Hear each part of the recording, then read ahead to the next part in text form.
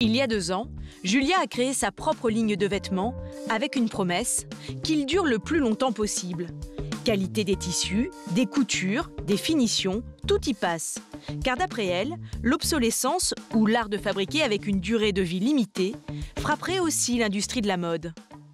Nous, on a commencé ce projet parce qu'on en avait marre d'acheter des vêtements qui boulochent, qui rétrécissent ou qui se déchirent au bout de 3 lavages. Et en fait, on s'en est rendu compte en tant que consommateur quand on achetait les vêtements, et on s'en est rendu compte aussi en tant que marque, c'est-à-dire quand on va voir les usines et qu'on travaille avec elles en leur demandant comment faire le t-shirt ou le pull qui dure le plus longtemps possible, 90% des usines qu'on va voir ne savent pas comment faire, un vêtement qui dure. Parce que les marques ne demandent plus ça. Les marques ne demandent plus « Ah, faites-moi un vêtement qui dure », elles disent « Faites-moi de la nouveauté, faites-le-moi rapidement et faites-le-moi pas cher ». Et pour être sûre qu'elle propose le vêtement le plus durable sur le marché, elle va encore plus loin.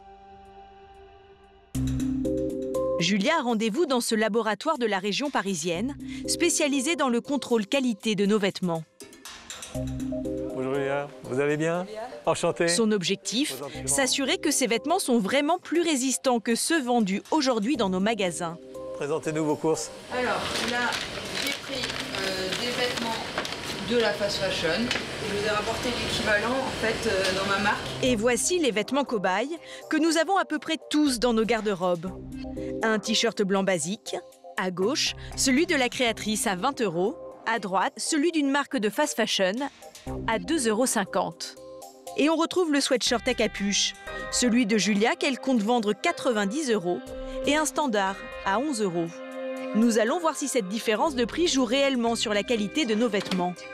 Premier test, vérifier si le sweat à capuche de Julia forme des bouloches. Rien de pire sur nos habits préférés. Le principe de cet essai, il est tout bête. On va prendre l'éprouvettes du bas, l'éprouvettes du haut, et la machine va exercer ce frottement. C'est comme si on le portait quoi 100 fois, 200 fois? Ah, c'est moins d'une journée. Ah, en fait, ce qu'on regarde là, c'est combien de bouloches apparaissent au bout d'une journée. Voilà, une journée. Grosso modo, c'est une journée. Et voilà dans quel état seraient ces 2 sweatshirts au bout d'une journée, si vous les portiez pour la première fois. On voit clairement que l'éprouette de droite de fast fashion est bien marquée. On distingue bien les bouloches par rapport à l'éprouette de gauche de votre marque. C'est incomparable. Celui-là, on va pouvoir le garder 10 ans, 15 ans, j'en sais rien. Mais celui-là, au bout d'une semaine, c'est bon. Il est bon pour essuyer la voiture. Regardez, le vêtement de fast fashion ne tient même pas la journée sans qu'il forme ces énormes bouloches. Et c'est loin d'être un cas isolé. Il est très rare de trouver des très bons résultats comme l'éprouette de la créatrice. On voit bien plus souvent des tricots qui ont des poules de charge assez marquées du fait de ces produits à moindre coût. Question prix justement, le sweatshirt de la créatrice reste tout de même 8 fois plus cher que celui de fast fashion. Alors côté portefeuille, le choix est vite fait. Mais d'après Julia, c'est un mauvais investissement. Là, on voit que le sweat, il boulèche comme ça au bout d'une journée. Donc, tu as payé 10, 11 €. Mon sweat, pour une journée, ça te revient à 11 € la journée, ce qui est extrêmement cher. Moi, mon sweat, effectivement, il est plus cher. Il coûte 90 €. Mais il va tenir 10 ans. Ce qui est pas cher, c'est d'acheter quelque chose qui va durer dans le temps.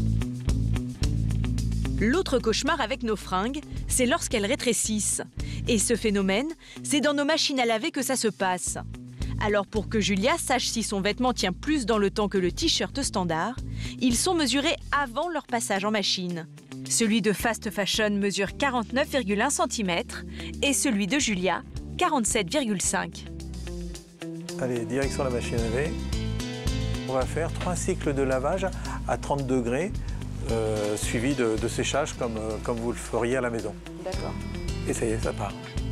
Au bout de 3 lavages, les 2 t-shirts sont à nouveau mesurés pour vérifier s'ils ont rétréci. Je mesure la hauteur côté du t-shirt de la créatrice. La hauteur côté représente 47,5 cm. Et c'était combien avant lavage? Il faisait 47,5, il n'a pas bougé. Il n'a pas bougé du tout. Le t-shirt de Julia garde exactement la même dimension qu'avant lavage. Reste le t-shirt de fast fashion, où là, le résultat est à peine croyable. Alors Clément, qu'est-ce qui s'est passé? Écoutez, le t-shirt après lavage a perdu 4 cm dans sa hauteur. 4 cm en moins, c'est en fait une taille de perdu. Au final, la marque de fast fashion a créé un vêtement qui ne peut être porté que 3 fois. Un prix à payer pour le consommateur, mais pas seulement. Il y a un impact environnemental qui est encore plus élevé. Produire de la mauvaise qualité, c'est en fait arroser la planète de vêtements dont on n'aura pas l'usage. Un t-shirt en coton classique, ça consomme l'équivalent de 70 douches. C'est pour ça que quand on produit, il faut produire bien. Sinon, on est en train de gâcher 70 douches à chaque fois qu'on rachète un vêtement. Un constat assez accablant. En même temps, on le voit, des vêtements moins polluants et plus durables, ça existe mais c'est plus cher.